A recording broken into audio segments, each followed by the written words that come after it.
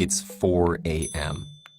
And the big test is in 8 hours, followed by a piano recital. You've been studying and playing for days, but you still don't feel ready for either. So what can you do? Well, you can drink another cup of coffee and spend the next few hours cramming and practicing. But believe it or not, you might be better off closing the books, putting away the music, and going to sleep. Sleep occupies nearly a third of our lives, but many of us give surprisingly little attention and care to it. This neglect is often the result of a major misunderstanding. Sleep isn't lost time, or just a way to rest when all our important work is done. Instead, it's a critical function, during which your body balances and regulates its vital systems, affecting respiration and regulating everything from circulation to growth and immune response. That's great, but you can worry about all those things after this test, right? Well, not so fast. It turns out that sleep is also crucial for your brain, with a fifth of your body's circulatory blood being channeled to it as you drift off.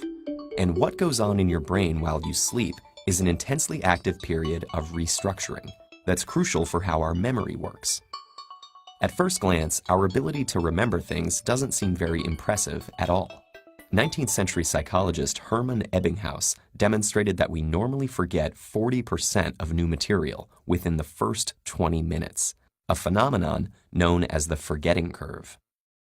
But this loss can be prevented through memory consolidation, the process by which information is moved from our fleeting short-term memory to our more durable long-term memory. This consolidation occurs with the help of a major part of the brain, known as the hippocampus.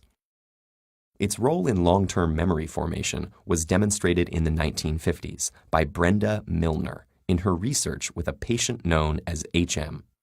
After having his hippocampus removed, HM's ability to form new short-term memories was damaged, but he was able to learn physical tasks through repetition. Due to the removal of his hippocampus, HM's ability to form long-term memories was also damaged. What this case revealed, among other things, was that the hippocampus was specifically involved in the consolidation of long-term declarative memory, such as the facts and concepts you need to remember for that test, rather than procedural memory, such as the finger movements you need to master for that recital. Milner's findings, along with work by Eric Kandel in the 90s, have given us our current model of how this consolidation process works. Sensory data is initially transcribed and temporarily recorded in the neurons as short-term memory. From there, it travels to the hippocampus, which strengthens and enhances the neurons in that cortical area. Thanks to the phenomenon of neuroplasticity, new synaptic buds are formed, allowing new connections between neurons and strengthening the neural network where the information will be returned as long-term memory. So why do we remember some things and not others? Well, there are a few ways to influence the extent and effectiveness of memory retention. For example, memories that are formed in times of heightened feeling or even stress will be better recorded due to the hippocampus's link with emotion. But one of the major factors contributing to memory consolidation is, you guessed it, a good night's sleep. Sleep is composed of 4 stages, the deepest of which are known as slow-wave sleep and rapid eye movement. EEG machines monitoring people during these stages have shown electrical impulses moving between the brainstem, hippocampus, thalamus, and cortex, which serve as relay stations of memory formation. And the different stages of sleep have been shown to help consolidate different types of memories. During the non-REM slow-wave sleep, declarative memory is encoded into a temporary store in the anterior part of the hippocampus.